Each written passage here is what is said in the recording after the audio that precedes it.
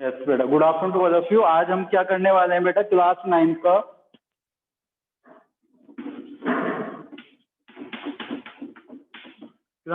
Chapter 14 चल रहा है हमारा बेटा, स्टैटिक।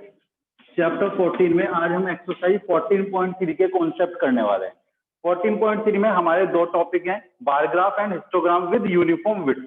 पहले समझते हैं, देखो अभी हमने क्या करा इसमें चैप्टर में, पहले हमने समझा डेटा क्या होता है, उसके बाद हमने क्या करा, डाटा को प्रेजेंट करा, ठीक है, इन टेबुलर फॉर्म, टेबल के फॉर्म में हमने उसको डेटा को रिप्रेजेंट करा। लेकिन यहाँ पे हमें डेटा का रिप्रेजेंटेशन करना है ग्राफिकल रिप्रेजेंटेशन ऑफ डाटा। तो बहुत सारे ग्राफ बना के, क्योंकि ग्राफ से क्यों करते हैं, आपको भी पता होगा कि एक पिक्चर जो है, जो एक पिक्चर बोल सकती है ना, वो 1000 वर्ड्स नहीं बोल सकते। हमें पिक्चर्स के थ्रू जो चीज हमें विजुअल्स होती है ना, दिखाई देती है, वो ज्यादा इजीली समझ में आती है। तो इसलिए हम डाटा को रिप्रेजेंट करते हैं ग्राफ के थ्रू। बहुत सारे ग्राफ के थ्रू हम रिप्रेजेंट करते हैं, लेकिन हमें यहाँ पे केवल दो ग्राफ पढ़ने हैं, bar graph and histogram. Bar graph के बारे में आपको 8th क्लास में पढ़ा है, हिस्टोग्राम भी आपने 8th में पढ़ा है। तो इसमें हम क्या करते हैं, ग्राफ पेपर होता है, ग्राफ पेपर पे आप इस एक्सरसाइज को करेंगे। ग्राफ पेपर पे दो परपेंडिकुलर एक्सिस ड्रॉ कर लेते हैं, हॉरिजॉन्टल को हम एक्स एक्सिस बोलते हैं एंड वर्टिकल को वाई एक्सिस बोलते हैं, ठीक है। ये हमारी हॉरिजॉन्टल एक्सिस हो गई, ये हमारी वर्टिकल वाई एक्सिस हो गई, दोनों परपेंडिकुलर होती हैं। पहले मैं आपको बार ग्राफ बता रहा हूँ, बार ग्राफ हम कैसे बनाते हैं। जैसे आपको टेबल 14.5 दी हुई है, तो उसमें आपके हेड्स दिए हुए हैं, ठीक है, ग्रोसरी मतलब कुछ भी, आप ऐसे मान लो कि एक क्लास के जो स्टूडेंट्स हैं उनके मार्क्स हैं हमारे पास, ठीक है, मैथ्स में, साइंस में, या जो भी हमारे सब्जेक्ट है, एसएसटी में, इंग्लिश में, सब में सब्जेक्ट में उसके मार्क्स हमें गिवन है। तो हमने क्या करेंगे, हम या तो मार्क्स को एक्स एक्सिस पे रिप्रेजेंट कर सकते हैं और सब्जेक्ट को वाई एक्सिस पे। इसका रिवर्स भी कर सकते हैं, सब्जेक्ट्स को एक्स एक्सिस पे कर सकते हैं और मार्क्स को वाई एक्सिस पे। दो डाटा होगा आपके पास, दो चीजों का, उनमें से किसी एक को एक्स एक्सिस पे करना है और किसी दूसरे को वाई एक्सिस पे करना है। सपोज करो मैं यहाँ पे सब्जेक्ट कर रहा हूँ, तो जो मेरा वन बॉक्स होगा उसको मैं वन सब्जेक्ट मान के चलूंगा, ठीक है। यहाँ पे इस तरह से बॉक्सेस बने होते हैं ग्राफ पे, बिग बॉक्स बना होता है, एक स्मॉल बॉक्स बना होता है। एक जो बिग बॉक्स है उसको मैंने एक सब्जेक्ट मान लिया, एक ये हिंदी हो गया। इक्वल गैप भी दे सकते हैं इसमें हम, और बिना गैप के भी बना सकते हैं बार ग्राफ। तो गैप देंगे, यहाँ पे इक्वल गैप्स होगा इनमें, एक एक बॉक्स का मैंने गैप दे दिया। ये मैथ्स हो गया मेरा, यहाँ पे साइंस हो जाएगा इस तरह से, ठीक है। ये होगा, ये हमारे बार ग्राफ हैं जिनकी जो विड्थ है वो सेम है, सबकी विड्थ सेम है और सबके बीच का जो गैप्स है वो भी इक्वल है। अब इनकी जो लेंथ है वो डिपेंड करेगी। सपोज करो यहाँ पे हमने मार्क्स दे दिए, ये 0, 2, 4, 6, 8, 10, 12, जो भी आपके मार्क्स हैं, इसके लिए आपको एक स्केल चूज करना होता है, ऊपर लिखना भी होता है, ठीक है। स्केल हमें लिखना है। स्केल कैसे चूज करते हैं, दोनों एक्सिस के लिए हम अलग अलग स्केल चूज कर सकते हैं। जैसे हमने यहाँ पे बोल दिया है कि one big box is equal to one subject, एक जो बिग बॉक्स है वो हमारा एक सब्जेक्ट को रिप्रेजेंट कर रहा है, ठीक है। और यहाँ पे जो एक बिग बॉक्स है वो हमने बता दिया वो 2 मार्क्स को रिप्रेजेंट कर रहा है। तो ये हमारा 2, 4, 6, 8, 2 के मल्टीपल में कंटिन्यू कर रहा है। सपोज करो हिंदी में किसी के 10 मार्क्स आए, तो हम 10 तक इस तरह से एक रेक्टेंगल ड्रॉ कर देंगे अपना, जिसकी लेंथ होगी 10 और विड्थ होगी ये वाली हिंदी। तो ये इस तरह से हमारे डिफरेंट लेंथ के रेक्टेंगल फॉर्म हो जाते हैं, जिनको हम बार बोलते हैं, और इसलिए इस ग्राफ को हम बार ग्राफ बोलते हैं, ठीक है। जिसकी विड्थ तो सेम होती है और गैप भी सेम होता है, लेकिन उनकी लेंथ वेरी करती है, लेंथ चेंज होती है। लेंथ को देखकर ही हम डाटा को इंटरप्रेट करते हैं। ये बार ग्राफ हम बहुत जगह देखते हैं, हमारे जो इंटरनेशनल मैचेस होते हैं उनके अंदर जब टीवी पे उसका लाइव टेलीकास्ट आता है तब भी हमारे बार ग्राफ इस तरह से बने आते हैं, ठीक है। तो बार ग्राफ कैसे ड्रॉ करते हैं समझ में आ गया। बार ग्राफ को कैसे इंटरप्रेट करेंगे वो भी कर सकते हैं। जैसे मैं पूछूं कि मैथ्स में कितने हैं, तो हम यहाँ पे जाएंगे, देखेंगे मैथ्स में कितने मार्क्स हैं, 6, तो उस बच्चे के मैथ्स में कितने मार्क्स आए होंगे, 6 मार्क्स, ठीक है। ये बार ग्राफ हम अनग्रुप डाटा के लिए बनाते हैं। ये हमारा कैसा डाटा है, अनग्रुप डाटा। लेकिन अगर हमारे पास ग्रुप डाटा आ जाए तब हम उसका हिस्टोग्राम बनाते हैं।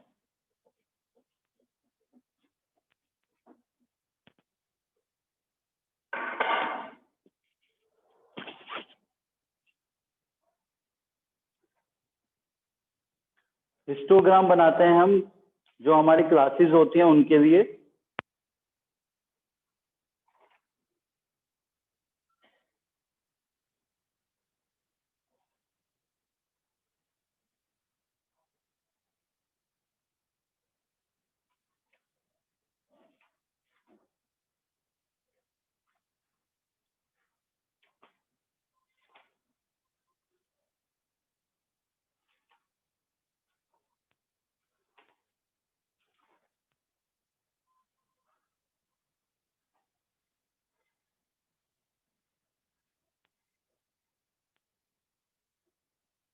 देखो बेटा, आपको टेबल दी हुई है 14.6, उसमें आपको वेट्स दिए हुए हैं और नंबर ऑफ स्टूडेंट्स दिए हुए हैं, ठीक है।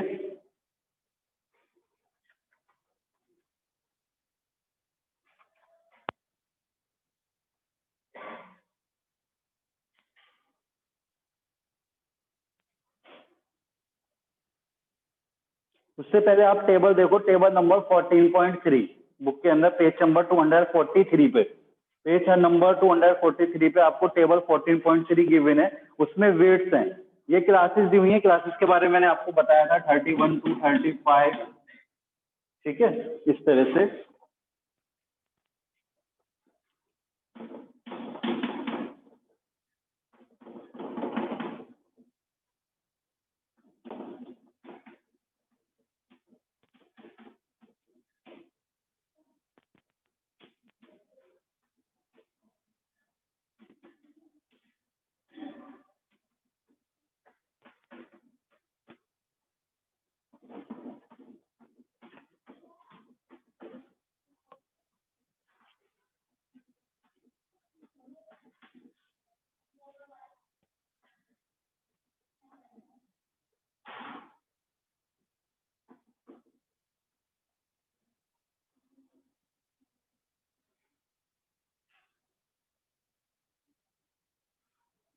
देखो बेटा, ये हमारे वेट्स दिए हुए हैं, एक क्लास के स्टूडेंट्स के 31 से लेके 35 तक 9 स्टूडेंट्स का वेट है, 36 to 40 ये 5 स्टूडेंट्स का वेट है, ठीक है।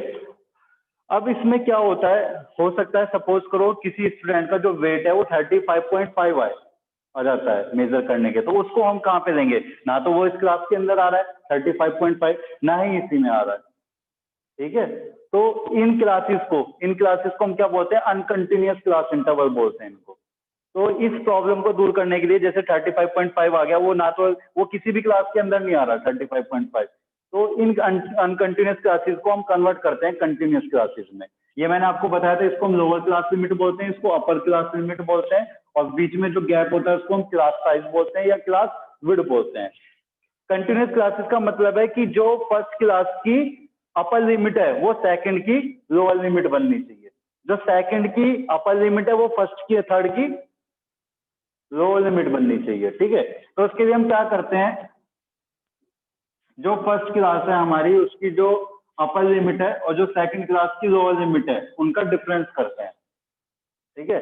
तो क्या है आपका 36 माइनस 35, क्या आएगा डिफरेंस 1, और जो डिफरेंस आता है उसको 2 से डिवाइड कर देते हैं, तो क्या आता है 0.5।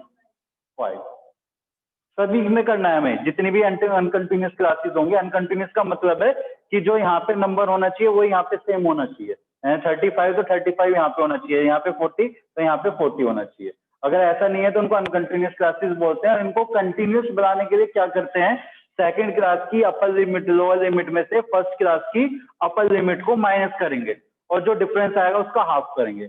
अब ये जो माइनस हाफ करने के बाद हमारे पास रिजल्ट आएगा, जरूरी नहीं हर क्वेश्चन में 0.5 भी आए, किसी में कुछ और भी आ सकता है, इसको लोअर लिमिट में से तो माइनस करना है और अपर लिमिट में ऐड कर देना है, अपर लिमिट में ऐड करना है। तो देखो नए क्लासेस इंटरवल हमारे क्या बनेंगे, 0.5 अगर मैं माइनस करूंगा इधर तो क्या होगा 30.4, और यहाँ पे ऐड करूंगा तो क्या होगा 35.5, यहाँ पे माइनस करूंगा तो क्या होगा 35.5 और 40.5, यहाँ पे क्या हो जाएगा 40.5, 45.5।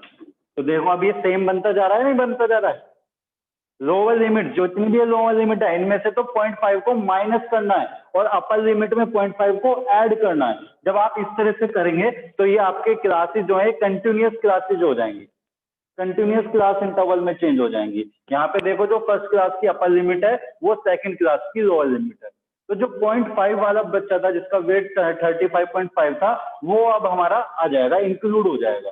लेकिन यहाँ पे भी एक प्रॉब्लम आती है कि वो दो क्लासेस में आ रहा है, इसमें भी आ रहा है इसमें भी आ रहा है, 35.5 यहाँ पे भी है और सेकंड क्लास में भी है, तो हम किस में देंगे, तो हम क्या करते हैं जो इनकी अपर लिमिट होती है, ये जो अपर लिमिट है इसको इंक्लूड नहीं करते, ठीक है।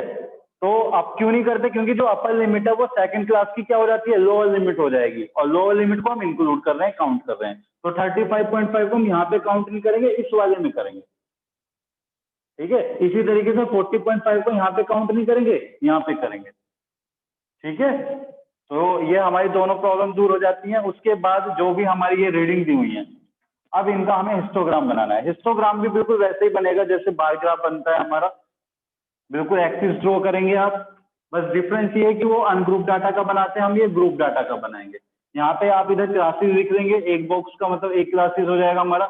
और ये ध्यान रखना है कि उनको कंटिन्यूस इंटरवल में कंटिन्यूस क्लासेस में चेंज करना बहुत जरूरी है, तभी आप हिस्टोग्राम ड्रॉ करेंगे। ये 30.4 हो जाएगा, नेक्स्ट आपका ये 35.5, इस तरह से। ठीक है,